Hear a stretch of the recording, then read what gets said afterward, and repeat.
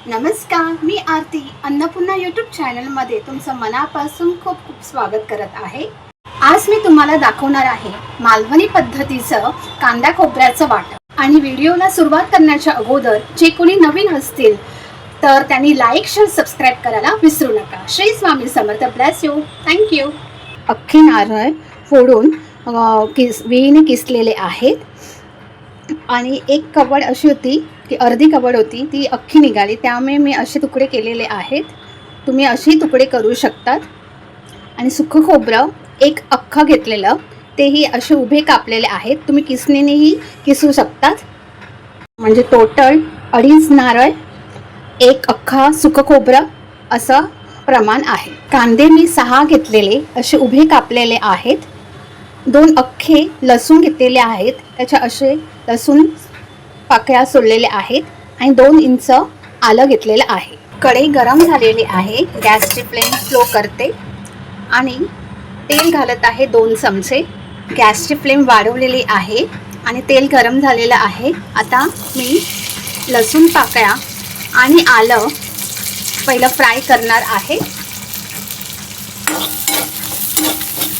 आपण छानपैकी लसूण आणि आलं भाजून घेऊया। 3-4 मिनटं मी आलं आणि लसूण भाजला घेतलं आहे। आता मी हे डिशमध्ये काढून घेते। आता आपल्याला कांदा घालायचा आहे, तोही फास्ट गॅसवर आपल्याला भाजून घ्यायचा आहे। सुरुवातीला आपण तेल घालायचं नाही, पहिलं 2-3 मिनटं आपण हा कांदा भाजून घेऊया आणि मग आपण तेल घालू शकतो। हे बघा, हलकासा कांदा आपला लालसर झालेला आहे। आता आपण तेल घालायचं, जास्तही तेल घालू नका कारण का खोबऱ्याला सुद्धा तेल असतं। मी 2 ते 3 टेबलस्पून तेल घातलेलं आहे। आता आपण फास्ट गॅसवर चांगला हा कांदा लालसर होईपर्यंत भाजून घेऊया। बघा, कांदा आपला चांगला भाजून घेतलेला आहे। असा उभाच कांदा कापा, त्यामुळे लवकरही शिजतो, किंवा तुम्ही बारीक चिरलात कांदा तरीही चालेल। हे बघा, आता मी ही डिशमध्ये काढून घेते हा भाजलेला कांदा। आता आपल्याला सुकं खोबरं भाजून घ्यायचं आहे, तेल न घालता। आता मी स्लो गॅसवर हे सुकं खोबरं भाजून घेणार आहे। तुम्ही किसणीनेही किसून सुकं खोबरं करू शकता, असं किंवा असं उभं पातळ कापा, त्यामुळे फ्रायसुद्धा लवकर होईल। सुकं खोबरंसुद्धा भाजलं गेलेलं आहे। अजून एक सांगते की तुम्ही असे तुकडे करून घेतलात असे पातळ असे, आणि मिक्सरला तुम्ही ग्राइंड करा, म्हणजे पूड होईल अशी, आणि मग भाजलात तरीही चालेल, किंवा असंही भाजलात तरीही काही हरकत नाही। आता मी हेही सुद्धा सुकं खोबरं डिशमध्ये काढून घेते। ओलं खोबरं भाजून घेऊया। ओलं खोबरं फास्ट गॅसवर आपल्याला चांगलं भाजून घ्यायचं आहे। आपलं ओलं खोबरं सुद्धा भाजून घेतलेलं आहे। जे भाजलेले कांदा, सुकं खोबरं, आलं, लसूण ते घालायचं आहे। मिक्स करून घेऊया, कारण सगळं मिक्स केलेलं आहे मसाला आपला। आता मी मध्येच असा खोल असा खड्डा केलेला आहे, त्यात थोडंसं तेल घालणार आहे, एकदम नावाला चमचाभर। मी कढीपत्ता घालणार आहे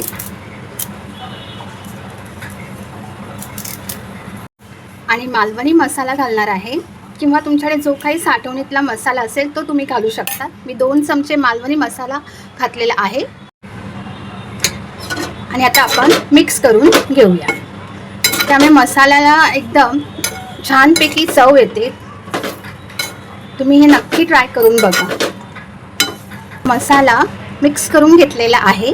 आता मी प्लेटमध्ये, ताटामध्ये मी हा ट्रान्सफर करून घेते। ताटामध्ये मी हा आपला मालवणी मसाला काढून घेते, कांदा खोबऱ्याचं वाटप।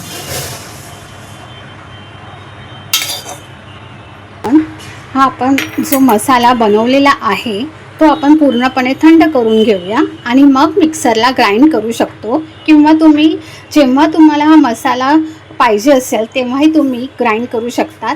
थंड झाल्यावर आपण कांदा खोबऱ्याचं वाटप थंड झाल्यावर एअरटाईट कंटेनरमध्ये तुम्ही हा स्टोअर करा आणि जेव्हा पाहिजे असेल उसळ किंवा नॉनव्हेजच्या रेसिपी करत असाल तर चिकन मटन त्यासाठी हा सुद्धा उपयुक्त असा आहे.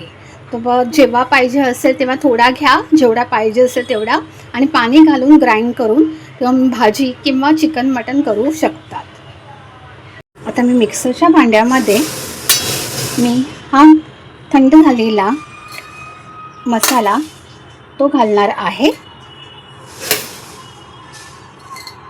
हे बघा,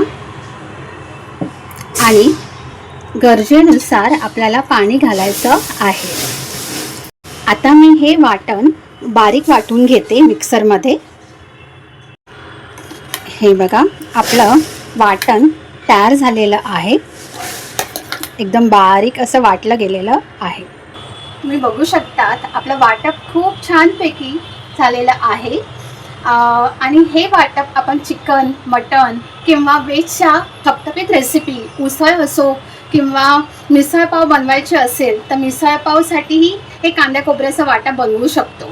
किंवा आपल्याला हलकीशी ग्रेव्ही बनवायची असेल, थोडंसं सुकं थोडंसं ग्रेव्ही हवी असेल तेही वापर करू शकतो. तर खूप सारे आपण या वाटपापासून आपण वेगवेगळ्या रेसिपी बनवू शकतो.